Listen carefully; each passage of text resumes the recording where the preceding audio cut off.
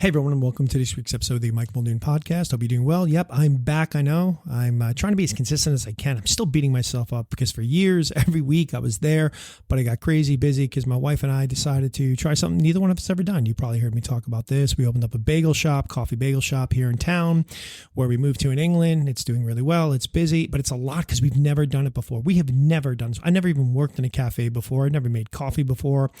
Nothing. My wife is a lawyer. I spend most of my time writing and some other stuff, but never have I worked in a cafe or anything. So it's been insanely busy and a great learning experience.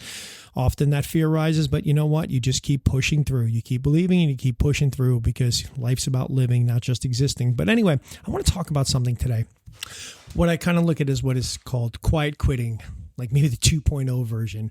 But nowadays, is this really about self-care or just about avoidance, right? Over the past few years, that term quiet quitting, we've all heard, became like a buzzword, a way of describing employees doing the bare minimum at work without actually resigning. You know, some hailed it as a rebellion against burnout culture. Others saw it as disengagement dressed up in self-care clothing, so to speak. But lately, just like a new version has emerged. And what I'm really looking at calling the quiet quitting 2.0, because it's less about making a statement and more about quietly fading away inside your own life. You know, you might still show up. And again, it's not just work, right? You still might show up to the office or to your relationships or even to your personal goals, but you're only halfway there. And, here's the big question I would ask you. Is this protecting your mental health, or are you just avoiding life altogether?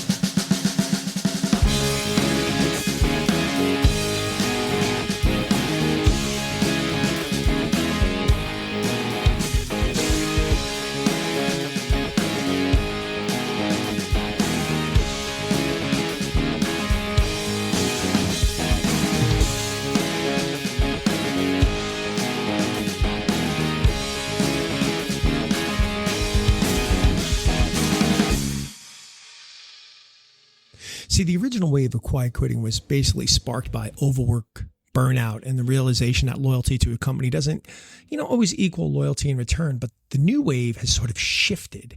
Now it's not just about the workplace, it's about everything. People are lowering their emotional investment in friendships, hobbies, even self-improvement because they feel tired, skeptical, or like it's just not worth it. And it's understandable. The world's been throwing curveballs at us. Economic uncertainty, nonstop news alerts, AI, changing job security, rising living costs. Pulling back can feel like the only safe move. But the tricky thing is that pulling back and setting boundaries can be healthy until it quietly turns into checking out, right? Again, so this is that difference between self-care versus avoidance. So I would ask you, whatever you're doing, is it recharging you? Because if it's self-care, then, taking evenings to rest so you have energy to engage tomorrow, that's fine. Or is avoidance, taking evenings to scroll endlessly because you don't want to face tomorrow? Whatever you're doing, does it have intention? Are you choosing what you will do to restore balance? A walk, call with a friend, journaling, doing something that is self-care? Or are you just choosing only what you won't do without replacing it with anything nourishing? You're just deciding to do nothing, which is, again, avoidance. And kind of what else? Are you doing something that's temporary or is it permanent? Like self-care, a lot of times pulling back during stressful things or a stressful season or a stressful obstacle, whatever you're facing, is okay if you're going to re-engage. But if you're permanently lowering your effort because you've decided it's easier to expect less from yourself in life, well, then that's avoidance. So if you suspect that right now you've drifted from sort of healthy boundaries with yourself into like a quiet quitting your own life, you got to correct that course. And the way to do it is you got to really ask yourself, am I protecting myself from burnout or am I protecting myself from disappointment? Because they require different solutions. Instead of going from 0 to 100, choose one area where you can lean in again, right? Add one thing back in, a work project you actually care about, a social invitation that you accept, a personal goal you start. Don't worry about hitting everything. Just do one thing. See, you have to redefine effort because effort doesn't have to mean overextending. It just means showing up. Present where you've been chosen to be rather than, trying to be everywhere. And just create a future. You check in. Imagine yourself 6 months from now. Will you thank yourself for this sort of level of engagement you're doing with yourself? Or would you wish you'd played bigger? But again, we really need to check. Because as I've often talked about, the body, the mind, it'll always take the path of least resistance. And sometimes it'll convince us, no, this is the right path. This is the right journey. So me, by avoiding doing everything, is doing right because I'm feeling so much better. But realistically, it's leading you somewhere where it's not going to help you in the long run. Okay.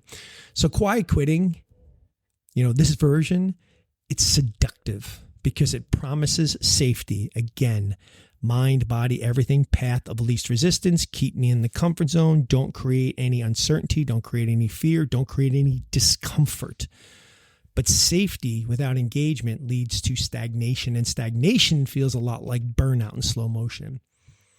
So create healthy boundaries, protect your energy. Avoidance will shrink your life.